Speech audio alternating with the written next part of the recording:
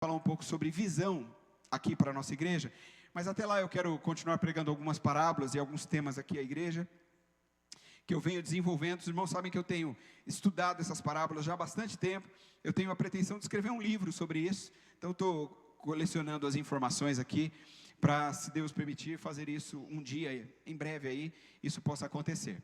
Então, que isso possa ser bênção, né, para todos nós e para tantos onde isso puder chegar também. Quero aproveitar também para agradecer mais uma vez você que nos visita aqui. Muito obrigado por sua presença. Você é muito bem-vindo aqui em nossa igreja. Desejamos que o Senhor continue falando aí ao seu coração. A parábola que eu quero falar com você nessa noite é a parábola do Senhor e o servo. Em algumas linguagens, ela é chamada de a parábola do servo inútil.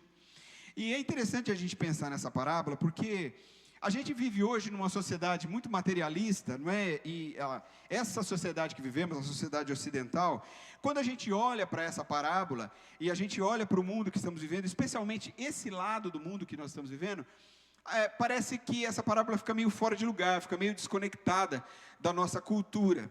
Então, a gente precisa estudar essa parábola com alguns cuidados. A gente olha, por exemplo, e essa parábola vai tratar sobre isso, sobre um senhor e um servo, portanto, é alguém que manda e alguém que recebe ordens, alguém que obedece, não é?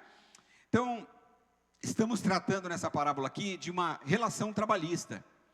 E nesse país que nós vivemos aqui, você sabe que as lides trabalhistas são muitas, não é? Os motivos, as ações judiciais ingressadas na Justiça do Trabalho são inúmeras, os volumes são imensos. E haja juiz para julgar tanto processo, né? Você sabe que antes de ser pastor eu tentei ser juiz, né? Para dar uma força nisso aí, mas Deus não permitiu, né? Então, nós vemos hoje muitas lides, né? Salários mais altos, as equiparações, a gente vê, por exemplo, a briga por jornadas mais curtas, a gente vê a batalha pelos benefícios para os empregados. Tudo isso está envolvido nas questões trabalhistas que a gente vê aí sendo ingressadas todos os dias na justiça. E é interessante que hoje existem muitas regras regulamentadas. Muita coisa ao longo da história foi se movendo no sentido de organizar para a legislação, no sentido de abraçar tanto as necessidades do empregado como as necessidades do empregador. Ambos precisam de se defender nas lides trabalhistas. Ambos precisam de alguém que trabalhe em seu favor. O empregado, por exemplo, o empregador, por exemplo, ele precisa dar boas condições de trabalho para os seus empregados, não é? E a legislação está aí justamente para proteger o empregado. Mas a lei também protege o empregador em determinadas situações. Então, quando se trata de direitos e deveres, a gente vê que aqui a gente tem uma balança que pende para os dois lados. Essa é a realidade. Porque os dois lados têm direitos e os dois lados têm deveres. Eu estou falando isso porque a gente vai entrar num caminho de uma parábola que é uma parábola de cultura distante de nós. Então a gente precisa fazer uma boa leitura de tudo isso para o nosso entendimento. Então eu gostaria de ler o texto de Lucas capítulo 17, os versículos 1 a 10, se você quiser acompanhar na tela, ou na sua Bíblia de papel, ou no seu celular, fique à vontade. O texto diz assim: Jesus disse aos seus discípulos: é inevitável que aconteçam coisas que levem o povo a tropeçar, mas ai da pessoa por meio de quem elas acontecem. Seria melhor que ela fosse lançada no mar com uma pedra de moinho amarrada no pescoço, do que levar um desses pequeninos a pecar. Tomem cuidado, se o seu irmão pecar, repreenda-o, e se ele se arrepender, perdoe-lhe. Se pecar contra você 7 vezes no dia, e 7 vezes voltar a você e disser: estou arrependido, perdoe-lhe. Os apóstolos disseram ao Senhor: aumenta a nossa fé. Ele respondeu: se vocês tiverem fé do tamanho de uma semente de mostarda, poderão dizer a esta amoreira: arranque-se e plante-se no mar, e ela lhes obedecerá. Qual de vocês que, tendo um servo que esteja arando ou cuidando das ovelhas, lhe dirá, quando ele chegar do campo: vem agora e sente-se para comer? Pelo contrário, não dirá: prepare o meu jantar, apronte e sirva-me enquanto como e bebo. Depois disso, você pode comer e beber. Será que ele agradecerá ao servo por ter feito o que lhe foi ordenado? Assim também vocês, quando tiverem feito tudo o que lhes foi ordenado, devem dizer: somos servos inúteis, apenas cumprimos o nosso dever. Amém? Vamos fazer uma oração? Obrigado, Senhor, pela sua palavra, obrigado pelas canções que a gente cantou aqui, elas glorificam o nome do Senhor. E agora, Deus, nós queremos que o Senhor nos ajude a entender o ensinamento desse texto para a nossa vida, que ele nos desafie a ser servos melhores do Senhor, que nós possamos nos dedicar na nossa vida, Deus, grandemente, depois do que o Senhor nos impactar, por meio da sua palavra, que o Senhor me use apenas como um transmissor, como um mensageiro dessa palavra, que já tem o poder em si mesma, porque é a palavra de Deus, em nome de Jesus, amém. Muito bem, eu quero diretamente ir para o contexto dessa parábola, para que você compreenda onde ela foi escrita, em que circunstâncias tudo isso aconteceu. Bom, como eu dizia, em primeiro lugar, a gente não pode encarar essa parábola aqui de uma maneira fria, não podemos, de uma forma calculista, assim, da questão da força de trabalho escrava por parte de Jesus, porque essa parábola é contada dentro do seu contexto. Estou dizendo isso porque a gente não pode achar que Jesus vai colocar um posicionamento aqui, justamente por causa da escravatura, né, da escravidão. Então, não é que Jesus seria a favor do sofrimento humano, não se trata disso, até porque a parábola não vai por esse caminho. Jesus vai usar uma situação do seu tempo, da sua cultura, para nos dar um ensinamento. Cabe a nós, então, a contextualizar o que Jesus está dizendo. Algumas pessoas creem que Lucas, ele reuniu alguns ensinamentos, não é? Alguns teólogos acham o seguinte, eu acho que Lucas pegou uma série de ensinamentos de Jesus, juntou num texto, porque eles não poderiam ficar de fora, né? E aí ele nos apresenta isso como modelos para ser servido. Mas, por outro lado, quando a gente olha os versículos 1 a 6 que nós lemos, a gente vai perceber que esses versículos são os motivos pelos quais Jesus vai contar a parábola dos versículos 7 a 10. Então, acontecem algumas coisas, Jesus passa alguns ensinamentos, e depois disso, por meio da parábola, ele fecha toda a história e o contexto. Na verdade, o proceder de Jesus normalmente era esse mesmo, né? Sempre tinha uma situação, uma circunstância que era gerada para que Jesus pudesse, então, trazer ali o seu ensinamento por meio das suas parábolas. Uma outra coisa importante da gente entender aqui é que o capítulo 17, obviamente, está imediatamente depois do capítulo 16, né? E o capítulo 16 termina com a história, a parábola contada por Jesus a respeito do rico e Lázaro. Então, você se lembra que nessa parábola, Jesus fala sobre o inferno, a existência, a verdade sobre o inferno. Então, o que a gente pode aprender? A gente pode aprender de plano que o discípulo precisa ser canal de bênção e não pedra de tropeço na vida daqueles que se aproximam de Cristo. Porque Jesus vai falar isso na parábola. Você percebe que ele fala assim, pessoas podem tropeçar na fé, mas ai daquele que faz com que a pessoa tropece. Não é assim que ele começa nos versículos 1 e 2? Ele fala exatamente isso. Então, Jesus está nos ensinando, está nos trazendo para um entendimento de algo que acontece, infelizmente, com certa frequência. Muitos cristãos que já estão na igreja, às vezes há muito tempo, ainda não aprenderam que os novos precisam ser ajudados e que nós não podemos servir para eles como pedra de tropeço. Então, muitas vezes, por causa da nossa forma de agir, o nosso mau testemunho, nós fazemos com que pessoas acabem abandonando a fé em Jesus Cristo. Então, a gente não tem, eu dizia isso na pregação da manhã, a gente não tem o poder, vamos dizer assim, de mandar alguém para o céu ou para o inferno, absolutamente, isso não é nosso. Mas a nossa conduta, certamente, contribui para o bem ou para o mal das pessoas. E é sobre isso que Jesus está querendo dizer aqui nesse primeiro momento. É interessante pensar que Jesus falou para os seus discípulos sobre as inevitáveis ofensas do mundo, que de uma forma maldosa, de uma forma maliciosa, as pessoas levantariam contra o Evangelho de Jesus Cristo. Mas Jesus deixa muito claro nos versículos 1 e 2, os responsáveis por essas ofensas. Certamente Jesus está se referindo aqui aos religiosos, aos que têm aparência, mas que na verdade não são, não é? E aí então o que Jesus faz? De maneira antecipada, ele adverte os seus discípulos para que eles tivessem uma atitude de amor, com disposição para perdoar, sem se importar quantas vezes fossem ofendidos, versículos 3 e 4. Então acredito que Jesus está querendo ensinar um caminho de santidade para os seus discípulos, a fim de que eles pudessem crescer e ser bênçãos na vida das pessoas, ao invés de tropeço para elas.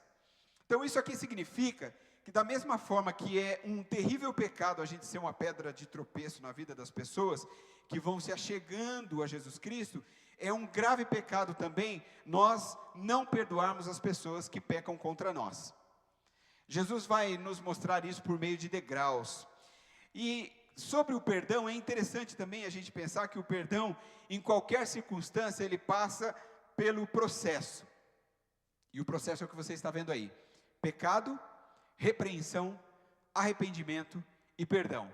Pode perceber, todos os pecados que nós cometemos e que nós precisamos consertar a nossa vida diante de Deus, obedecem a este processo.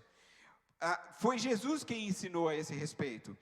Lá em Mateus capítulo 18, você se lembra que Jesus disse que se o nosso irmão pecar contra nós, nós devemos repreendê-lo, e se ele se arrepender, o que a gente deve fazer? Perdoar o nosso irmão. Mas você percebe que Jesus ensina um processo. Então, algumas coisas precisam ser claras para nós aqui, a respeito desse aspecto, antes até de pensarmos na parábola. Então a primeira coisa é: você não pode ser tropeço para as pessoas. Então nós precisamos analisar a nossa vida, o nosso proceder. Será que nós estamos sendo bênçãos na vida das pessoas que estão ao nosso redor? Alguém já disse para você assim: olha, você é uma bênção. Ou você nunca ouviu isso. Ou pior, você já ouviu o seguinte: olha, se for para ser crente igual aquele ali, é melhor nem ser, não é? E uma outra coisa que nós precisamos aprender aqui é sobre a maneira de perdoar. E isso está relacionado a esses degraus da vida cristã. Então, por exemplo, o tempo em silêncio não perdoa. O passar dos dias, por exemplo, não diminui feridas. Jogar para debaixo do tapete, isso não vai resolver. Uma coisa importante: nunca subestime o poder da mágoa. Nós ficamos com aquilo no nosso coração, nós temos um hábito de dizer: não, deixa para lá, não vou resolver isso, deixa para lá. O meu orgulho me faz travar, e aí a gente não pode fazer esse tipo de coisa. Só o confronto leva ao caminho da restauração. Então existe a necessidade da confrontação, todos nós precisamos disso para o nosso crescimento espiritual. Só que ainda tem mais uma coisa. Olha que interessante esse ensinamento de Jesus. Eu coloquei aí, olha. Jesus ensina que o perdão deve ser concedido de maneira ilimitada, assim como recebemos de Deus pelos nossos pecados. Não é interessante você pensar que você vivia numa vida de pecado e Jesus entrou na sua vida, trouxe você e Ele perdoou todos os seus pecados? A sua vida de pecado foi transformada por Jesus? Então, no texto ele diz que se o meu irmão pecar contra mim 7 vezes, e eu acho muito interessante a fala de Jesus, gente, 7 vezes no mesmo dia. Então, e se em todas essas 7 vezes ele vier buscar o perdão, arrepender-se e vier buscar o perdão, todas essas 7 vezes eu preciso perdoá-lo. O padrão de Jesus é alto, não é? Não é terrível a gente pensar nisso? Que muitas vezes a gente fala assim: não, isso eu não vou perdoar, isso não dá para perdoar, não é? Não, isso aqui, eu entendo que nós precisamos de processos, eu entendo que muitas vezes coisas não são fáceis de serem perdoadas tão rapidamente, mas este é o padrão oferecido por Jesus para quem escolhe ser o seu seguidor, o seu discípulo. Existe um pastor e poeta anglicano chamado George Herbert. Ele escreveu uma coisa muito interessante. Enquanto eu preparava essa mensagem, eu li essa fala dele. Olha que bacana, ele diz assim: quem não é capaz de perdoar, destrói a ponte sobre a qual ele próprio deve passar. Quem não é capaz de perdoar, destrói a ponte sobre a qual ele próprio deve passar. Isso precisa incomodar o nosso coração. Mas os apóstolos, e é interessante a palavra apóstolos no texto escrito por Lucas, porque ele só vai citar isso depois mais outras 3 vezes, não é?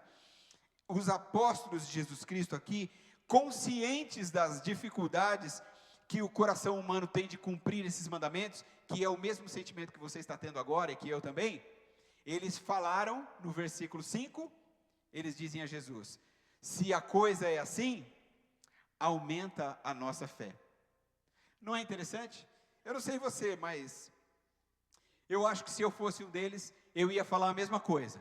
o discípulo do lado falava assim, aumenta a nossa fé, eu ia falar, isso mesmo, era exatamente o que eu ia dizer, Jesus, para você aumentar a nossa fé, porque o padrão é muito alto, ele é muito elevado, então faz total sentido, por nós mesmos, nós não conseguiremos cumprir os mandamentos tão difíceis, como por exemplo, não deixar que as pessoas tropecem por minha causa, perdoar as pessoas tantas vezes quantas forem necessárias. Então não é fácil, por mim mesmo eu não conseguirei, se Jesus não me ajudar, se a minha fé não for aumentada no Senhor, então eu não vou conseguir, eu preciso de ajuda do alto, e muita fé, de que o Senhor vai suprir as minhas deficiências, aquilo que eu não posso fazer, o Senhor fará por mim, e através de mim. O problema, e aí é um outro extremo que Jesus vai nos ensinar aqui, o problema é que quando nós desenvolvemos uma fé desse tamanho, e que nós conseguimos elevar essa fé, a gente pode ser tentado, e é isso que Jesus vai falar aqui, a sermos soberbos e nos acharmos mais espirituais do que os outros. Olha que coisa interessante. Então você ora, você busca a Deus para que Ele aumente a sua fé. E aí quando a sua fé é aumentada, você começa a se sentir um super crente.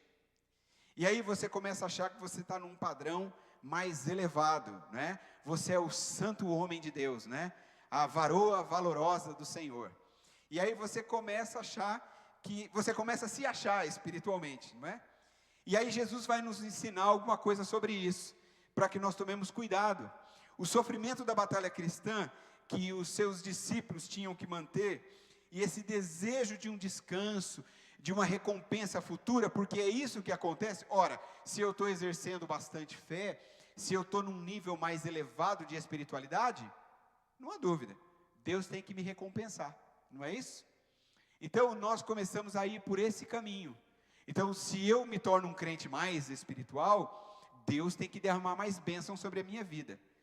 Esse é o nosso pensamento. Eu não estou dizendo que Deus não abençoe, eu estou dizendo que nós temos uma tendência de viver um cristianismo de reciprocidade, não é? Então eu exerço mais fé, então Deus vai me dar mais coisas agora porque eu tenho mais fé. E esse é um caminho perigoso. Então por isso vem esse ensinamento dessa parábola, e eu coloquei aí essa parábola sobre o dever de servir ao mestre, sem pensar em descanso e sem pensar em recompensa. Então você está entendendo para onde Jesus está nos chamando? Jesus está nos desafiando a não ser pedra de tropeço na vida das pessoas, a exercer o perdão de maneira ilimitada, a de buscar ao Senhor cada vez viver mais debaixo da sua vontade, submissos à sua direção, mas ao mesmo tempo em tudo isso, não podemos pensar em descanso ou recompensa, quando o assunto é servir ao nosso Deus. E aí no final da advertência, Jesus dá ênfase aí ao tipo de fé que os seus discípulos precisariam viver para poder suportar todas as provas, assim como obedecer às ordens de Deus. Ele diz no versículo 6, se vocês tiverem fé do tamanho de uma semente de mostarda, poderão dizer a esta amoreira, arranque-se e plante-se no mar, e ela lhes obedecerá. É interessante essa fala de Jesus, sabe por quê? Porque eu fico pensando assim, gente, faz algum sentido uma amoreira, né, uma árvore ser arrancada daqui pela minha fé e ser jogada no mar? Isso não faz sentido para mim. Não faz sentido na ideia de imaginar que isso seja algo importante. Qual é a importância de uma árvore sair daqui e cair dentro do mar? Porque pela fé eu fiz isso, né? De manhã eu até falava assim, eu faço isso aqui, né, como o Doutor Estranho, né? Faço um movimento aqui com as minhas mãos e aí o negócio cai lá dentro da água. Isso não faz muito sentido. Mas Jesus está nos ensinando por meio de princípios simples. Eles não precisavam de um aumento de fé que quando fosse exercida, isso geraria algum tipo de recompensa para eles, ou tipo assim, vou trabalhar agora para descansar depois, não tem nada a ver com isso, mas é uma fé que produz vida. Por isso ele fala de uma fé do tamanho da semente de um grão de mostarda, porque uma pequena semente lançada na terra pode fazer gerar uma planta, uma árvore, e aí se torna mais poderoso do que qualquer outra coisa. Qual é a lição, portanto? Os apóstolos de Jesus queriam uma fé do tamanho das exigências que estavam sendo feitas a eles. Mas Jesus vai orientar que eles não precisam de, eu coloquei aí, quantidade, mas eles precisam de qualidade na sua fé. Não é a quantidade da fé que conta, é a qualidade. Então, aqui vai a minha fala para você.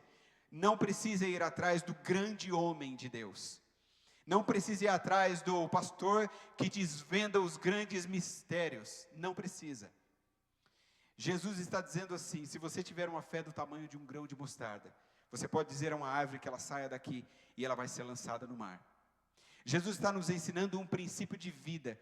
Ele está nos mostrando o seguinte: olha, é a maneira como você vive, a proximidade que você tem comigo, o seu relacionamento comigo é que vai definir, que vai determinar. Então, quem tem esse tipo de fé viva, ele está convencido, em primeiro lugar, da existência de Deus. Então, essa pessoa, ela sabe que não importa o que vier, Deus existe, Deus está vendo, Deus sabe. Essa é uma pessoa que é consciente de uma experiência de relacionamento com Deus, e ele sabe que o relacionamento com Deus é fundamental. A fé que ele exerce o conduz a caminhar lado a lado com o Senhor.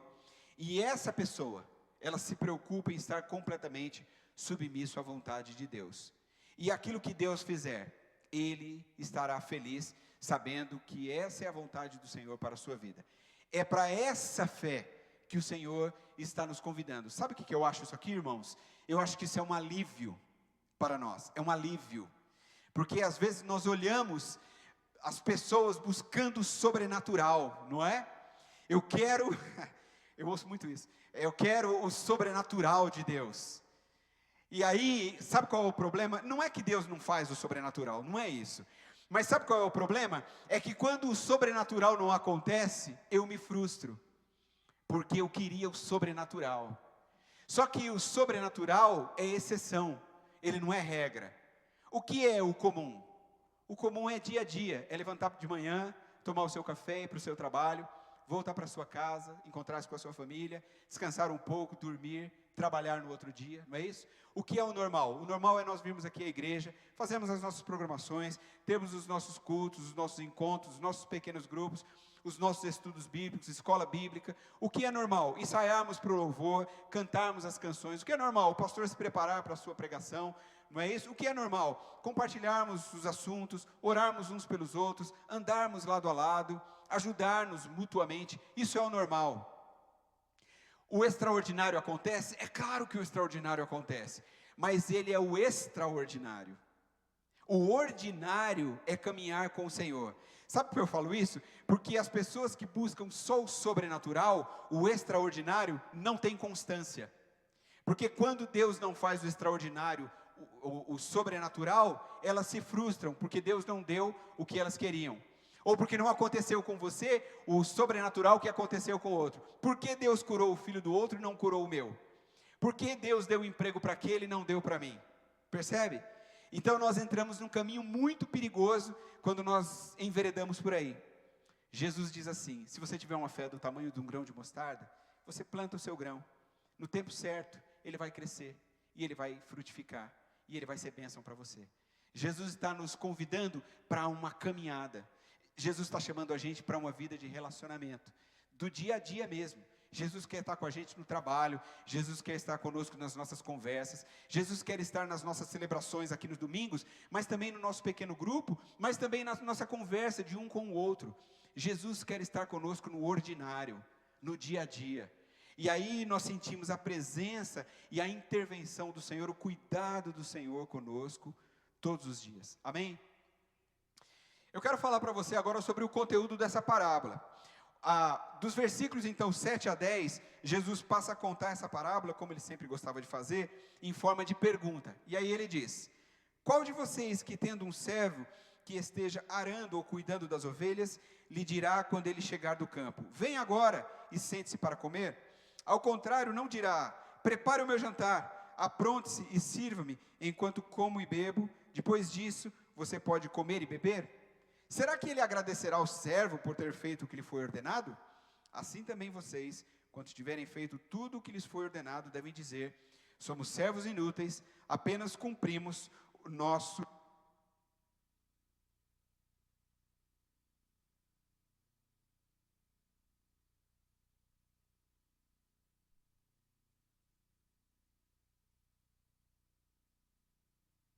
Então é interessante a gente pensar aqui sobre a parábola, e agora sim o ensinamento dela direto, e Jesus nos encaminha para cá, não é? Porque a parábola, ela retrata esse relacionamento frio e impessoal do mundo antigo, quando o que se esperava do seu escravo era que ele obedecesse às ordens do seu senhor. Não é isso? Apenas isso. Então, quando a gente olha para a parábola de maneira seca, de maneira objetiva, a gente pode correr o risco de não compreender o que Jesus está dizendo. Então, se a ordem era para que o escravo arasse a terra, né, como está no texto aqui, durante o dia, e preparasse o jantar à noite quando ele voltasse, ele deveria simplesmente obedecer, porque ele sabia que essa era a sua tarefa, e ele não ia receber nenhum agradecimento, porque não era costume agradecer aos escravos. Simples assim, é isso que Jesus diz. Trabalhou lá no campo, chegou em casa à noite, prepara o jantar do Senhor, o Senhor senta à mesa, e aí ele vai comer, e o empregado, o escravo sai de cena, e o Senhor não precisa falar obrigado. Se ele quiser falar, ele fala, se ele não quiser falar, ele não fala, e está tudo certo dentro do contexto e da cultura. Então, o que a gente aprende? Que por meio da parábola, Jesus está ensinando aos seus seguidores o verdadeiro significado de ser servo. Se os discípulos de Jesus, eles tivessem recebido mais fé como pediram, qual seria o resultado disso? Porque eles pediram, Senhor, aumenta a nossa fé. E aí Jesus conta essa parábola. Será que eles ficariam orgulhosos, né, por suas vitórias de fé?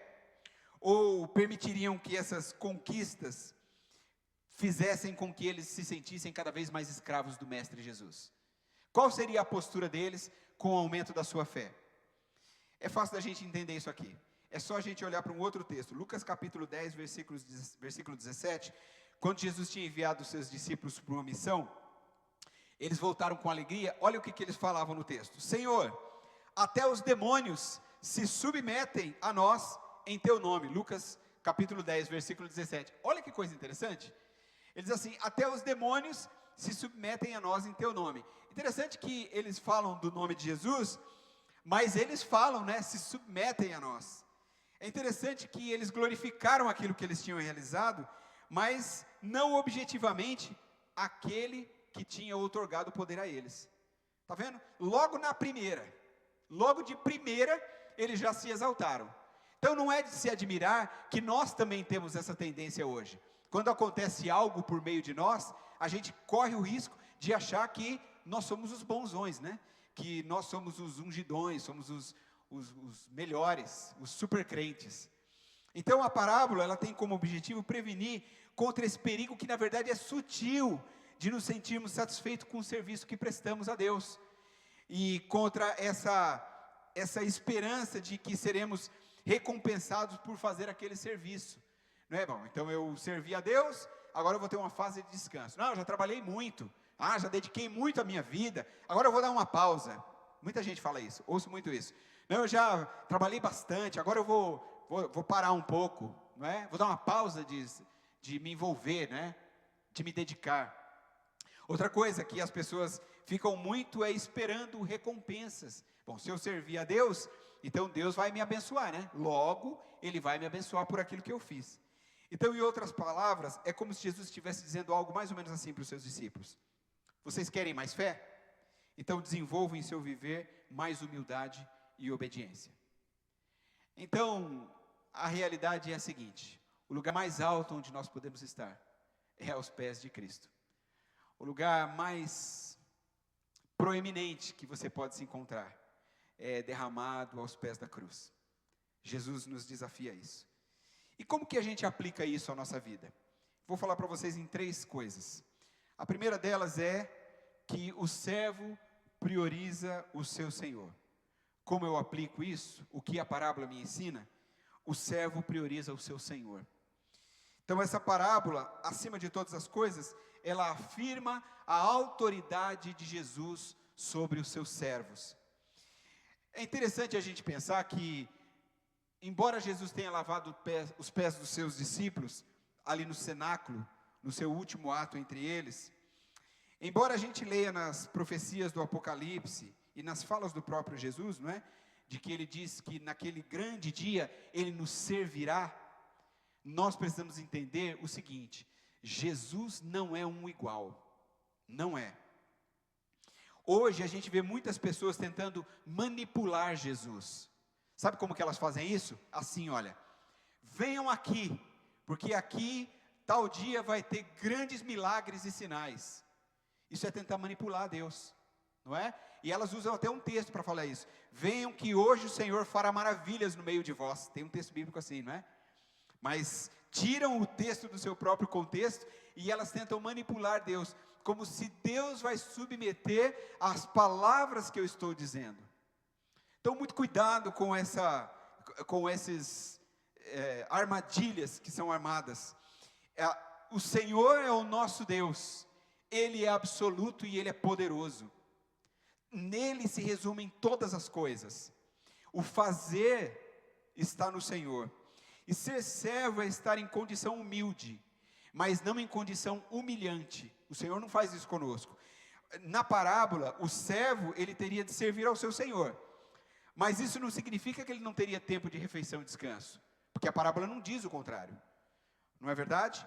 A parábola não propõe, por exemplo, também, que aquele senhor era um tirano cruel. Não fala isso. Apenas diz que aquele servo deveria preparar a mesa para o seu senhor, e ponto final. Então, na verdade, o que a parábola está ensinando para a gente, é que primeiro vem os interesses do Senhor, e depois os interesses do servo. Em resumo, Jesus deve ser o primeiro em tudo, para aqueles que o servem. Essa é a lição para nós. E aí eu pergunto a você, tem sido assim na sua vida? Quem ou o que vem em primeiro lugar para você? As suas vontades ou a vontade de Deus? Os seus prazeres ou o culto da sua vida a Deus? Os seus gostos ou a carência do próximo, por exemplo? Os seus gastos ou as suas ofertas e contribuições? E você poderia acrescentar outras coisas aqui à minha lista, que você quiser. Então, aonde estão as nossas prioridades? Então, não existe descanso de servir ao Senhor. Assim como não existe busca da recompensa de servir ao Senhor. Nós somos como aquele escravo da parábola. Nós simplesmente servimos ao Senhor. E esse deve ser o nosso prazer. E é daí que vem a minha segunda afirmação. O servo não serve pela necessidade de reconhecimento ou recompensa. Não é o que a gente confirma no versículo 9, quando Jesus pergunta: será que ele, o Senhor, agradecerá ao servo por ter feito o que lhe foi ordenado? Jesus, é uma pergunta retórica, né? Ele está dizendo o seguinte: é claro que não. O Senhor pode agradecer ao seu servo, mas ele não tem obrigação nenhuma de fazer isso. Por que isso aqui é importante para a gente? É porque hoje, inclusive hoje, nos nossos dias, a gente vive num mundo muito mais preocupado com direitos do que com deveres, não é? Então a gente vive no meio de uma sociedade de egocentrismo. A gente vive no meio de uma sociedade hedonista, individualista. A gente quer tudo do bom, do melhor. A gente quer tudo da melhor qualidade para nós, não é? Mas eu pergunto, quantos de nós temos oferecido produtos e serviços de qualidade ao próximo, à sociedade, para o mundo? Quantos de nós temos feito realmente isso? E quando o assunto é Deus, nós temos entregado o nosso melhor para Deus? Ou a gente entrega apenas os cacos? Ou a gente entrega para Deus quando nós estamos mais destruídos? Não é? Quando o nosso resto de tempo, o nosso resto de dinheiro, o nosso resto de força, o que a gente tem entregado para Deus? A gente precisa fazer o melhor para o Senhor sem esperar reconhecimento, sem esperar recompensa. Essa é a verdadeira função do servo. Veja que na parábola, o servo arou a terra o dia todo e chegou em casa e não foi descansar. Ele foi lá e preparou a comida para o seu senhor. E depois ele foi fazer as suas coisas. E o senhor chegou consciente de que ao chegar em sua casa, já poderia sentar à mesa e a sua comida estaria ali preparada, porque o seu servo, o seu escravo tinha feito isso. Então é isso. Sabe o que é, gente? É assim, olha, chega de desculpas. Jesus fala isso de um outro jeito, num outro texto. Quem coloca a mão no arado e olha para trás não é apto para servir no reino. Esse é o grande desafio. Então, é claro que o Senhor recompensa. Claro que Deus. Já recebi recompensas de Deus na minha vida por servi-lo. Sei que você também já recebeu recompensas por servir ao Senhor. Mas o que Jesus está nos ensinando é que a nossa mente não pode estar focada nisso. Eu não posso trabalhar para Deus esperando recompensas. Existe um teólogo antigo chamado William Barclay, sobre essa parábola, ele disse a seguinte coisa: não podemos jamais pretender que Deus fique em dívida conosco. Só o fato de, pela salvação, nós podemos alcançar a vida eterna com Cristo, isso já é o nosso maior ganho, e tudo perto disso fica quase sem valor e sem sentido, não é verdade? Interessante que eu contava hoje pela manhã aqui, que um pastor amigo meu me fez um favor, nesse tempo da minha viagem aí, ele me fez um grande favor, né, me ajudou bastante, e aí eu liguei para ele e falei para ele assim: cara, muito obrigado por você me ajudar nisso, né, nossa, me ajudou, me ajudou demais, não quebrou um galho, quebrou uma árvore para mim, né, muito obrigado mesmo. E aí eu brinquei com ele, falei: olha, quando a gente chegar lá no céu, do galardão que eu tiver, eu vou tirar um pouquinho dele e vou dar para você um pouco do meu galardão. E aí ele me respondeu, falou: não precisa agradecer nada não. Ele falou assim: entrando, já está bom, não estou nem pensando no galardão, se eu entrar, já está bom. Então, é claro que é uma brincadeira, mas nós já recebemos de Deus a nossa salvação, nós estávamos fadados à destruição eterna, e o Senhor nos encontrou. Existiria maior recompensa do que essa? Então, irmãos, aquilo que vier depois disso, é lucro, aquilo que o Senhor me der. Então, nós devemos agradecer a Deus constantemente, não devemos agir como investidores em contas celestiais, não existe isso, nem movidos por retribuição. A gente não pode adotar a teoria com Deus do toma lá da cá, essa reciprocidade que a gente quer ter com Deus, que nós inventamos. Essa é a mentalidade do mundo materialista e individualista em que nós estamos inseridos. É por isso que muitas igrejas estão ganhando muitas pessoas, entre aspas, porque elas estão oferecendo isso. Você venha aqui e nós vamos te dar isso em troca. Porque essa é a proposta do mundo, essa não é a proposta de Deus. A proposta de Deus é que a gente sirva a Ele, e ponto final, não é? Mas não pode ser a forma de pensar, e muito menos a maneira de agir do verdadeiro servo de Deus, amém? E a terceira coisa que eu quero dizer a você é que o maior prazer do servo é servir ao seu Senhor.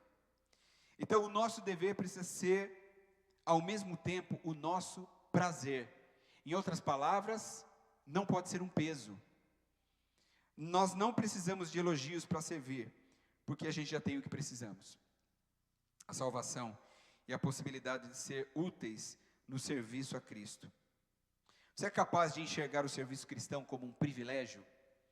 Você consegue sentir a honra de ser igreja e poder cooperar na obra de Deus? Eu vi nesses últimos dias o pessoal aí trabalhando, né, tanto no Acampa Dentro aqui na sexta-feira, vi os vídeos, assim como também no sábado eles saíram aí, depois de ficar uma noite sem dormir, saíram aí andando pela rua, né, convidando as crianças para a EBF, né, e depois eu vejo os líderes acabados aqui no culto, né, destruídos. Mas se você perguntar para eles e disser assim: vamos fazer de novo? Vamos embora, não é? Porque esse deve ser o nosso prazer de servir ao Senhor. Às vezes a gente faz algumas coisas aqui, o pessoal fica esgotado, não é? Fica acabado, eu sei que fica, todos nós ficamos, não é? Nós somos humanos, nosso corpo cansa. E aí eu pergunto: e aí pessoal, e aí vamos dar uma descansada e vamos partir para cima de novo, vamos fazer de novo. E isso deve ser, sabe o que é, gente? Servir ao Senhor deve ser orgulho e prazer. Eu dizia aqui pela manhã hoje, que uma vez trabalhei com um grupo de pessoas, há anos atrás na minha vida, que pessoas que estavam trabalhando muito mal-humoradas, eram muito encanadas, achavam problemas em tudo, brigavam muito por muita coisa, e um dia eu dei um basta nisso, reuni o pessoal: gente, acabou isso aqui, acabou, a gente precisa fazer isso com prazer. Então eu disse para ele o seguinte: essa é a chance, alguém quer pular fora, esse é o momento, pode sair, essa é a oportunidade que você tem de sair. Mas se você decidir ficar, e eu espero que você decida por ficar, a partir de hoje, a gente vai fazer isso com prazer. vamos ter diferenças, vamos ter desavenças, vamos ter maneiras diferentes de pensar e de agir, mas a gente vai tentar convergir tudo isso para o bem, vamos tentar trabalhar com bom humor, vamos fazer o nosso melhor, vamos sorrir mais, para que a gente possa melhorar a nossa convivência.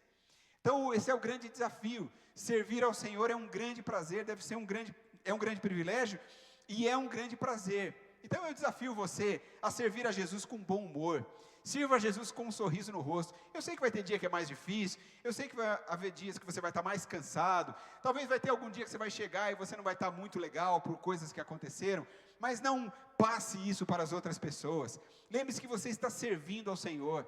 Se você estiver passando um momento difícil, converse com alguém, nós estamos aqui para isso, nós somos igreja para isso, mas sobretudo, sirva ao Senhor com alegria, com satisfação, amém?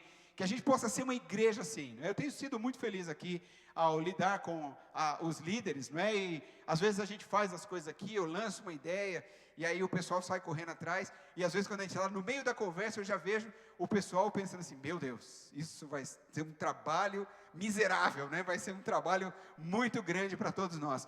Mas as pessoas encaram, porque elas estão dispostas, não é para mim, é para servir ao reino de Deus, é para juntos a gente chegar em lugares mais altos, para que Jesus seja exaltado, pessoas sejam alcançadas. Então é por isso que fazemos. Essas devem ser as coisas que nos movem. Existe uma ilustração muito interessante que eu li enquanto preparava essa mensagem, que ajuda a gente a compreender isso. Estavam construindo uma catedral. E aí, então, 3 operários trabalhavam nessa construção, e aí foi perguntado a eles o que eles estavam fazendo, e cada um deles deu uma resposta diferente. O primeiro era uma pessoa mal-humorada, como eu estava dizendo, inclusive mal-educado, e ele disse assim, eu carrego pedras, você não está vendo? O segundo respondeu assim, eu trabalho para ganhar o pão de cada dia. Mas o terceiro respondeu assim, eu estou participando de uma grande obra, estou construindo uma catedral. Você está vendo? A maneira como as pessoas dizem e como elas encaram o serviço, e aqui no nosso caso, o servir ao Senhor, o serviço cristão. Então estar a serviço de Cristo é ter a oportunidade singular de participar de uma grande causa. E sabe qual é essa causa? A salvação do mundo perdido.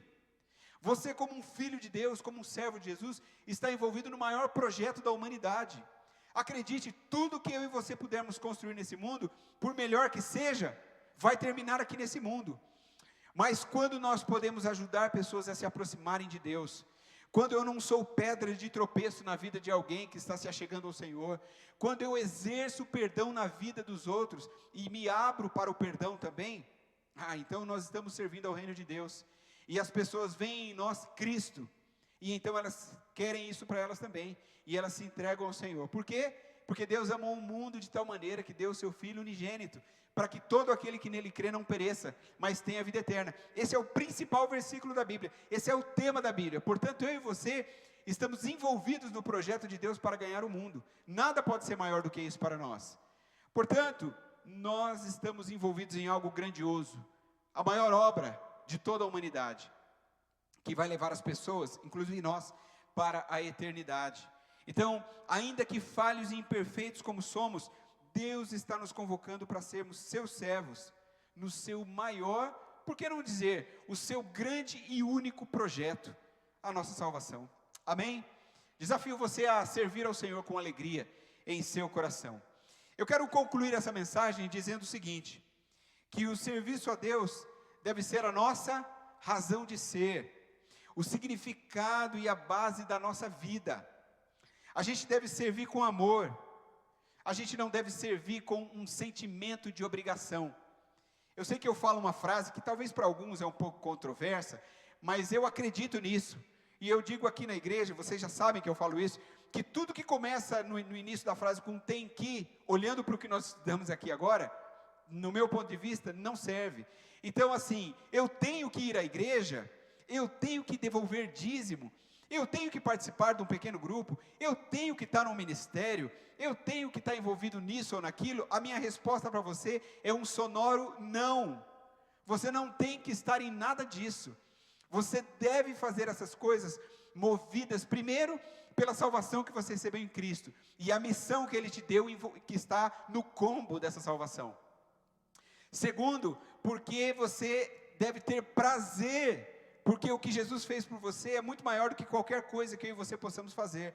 Então, não tem que ser, você faz pela alegria de fazer, você se desgasta em servir ao Senhor, pela alegria e o prazer de poder contribuir nessa obra grandiosa do Senhor, amém? Então, o Senhor deu a sua vida, e é interessante olhar para Jesus, porque Ele é o maior exemplo de servo. Você quer um exemplo de servo perfeito? Olhe para Jesus. A gente deve servir ao Senhor, porque Ele deu a sua própria vida pelos seus servos. O Senhor que serve os seus servos, lava os pés dos seus servos, Ele se fez servo, e o menor dos servos, para dar a vida pelos servos. Esse é o nosso Jesus. Nós devemos servir a Cristo, não com uma mentalidade de escravo, apenas com o senso de dever, mas com profunda gratidão e amor, por tudo que Ele fez, e por tudo que Ele faz por nós. E aí eu quero encerrar essa mensagem com as palavras do Salmo 100. Eu acredito que elas podem expressar alegria no serviço que prestamos ao nosso Deus. Assim diz o salmista: cantem hinos a Deus, o Senhor, todos os moradores da terra. Adorem o Senhor com alegria. Nas linguagens mais antigas diz: servi ao Senhor com alegria, e venham cantando até a sua presença. Interessante que só canta quem está alegre, não é? Quando a gente está triste, a gente tem dificuldade de cantar. A música pressupõe alegria. Pode perceber que nós começamos os nossos cultos com músicas alegres. É um convite à alegria. É o que ele está dizendo aqui. Venham cantando até a sua presença. Lembrem que o Senhor é Deus. Ele nos fez e nós somos dele. Olha o privilégio. Somos o seu povo, o seu rebanho. E eu acho muito bonito quando ele diz aqui: entrem pelos portões do templo com ações de graças, entrem nos seus pátios com louvor. Sabe como eu poderia traduzir isso hoje? Venha cantando desde a calçada. No momento que você estacionou o seu carro, já venha cantando e celebrando ao Senhor. Faça deste momento um momento feliz. Você está vindo para servir a Deus? Você vai vir aqui para pegar no pesado? Já entre celebrando ao Senhor, porque no final de tudo você vai estar suado, cansado, não é? Mas feliz, porque você dedicou o seu tempo a servir ao Senhor. Louvem a Deus e sejam agradecidos a Ele, pois o Senhor é bom, o seu amor dura para sempre, e a sua fidelidade não tem fim. Amém? Vamos ficar em pé, nós vamos cantar ao Senhor, vamos declarar ao Senhor a nossa adoração, dizendo a Ele: Senhor, a minha vida te pertence, eu quero ser um servo dedicado a Ti, eu quero ter a honra, como diz o texto, de ser chamado de servo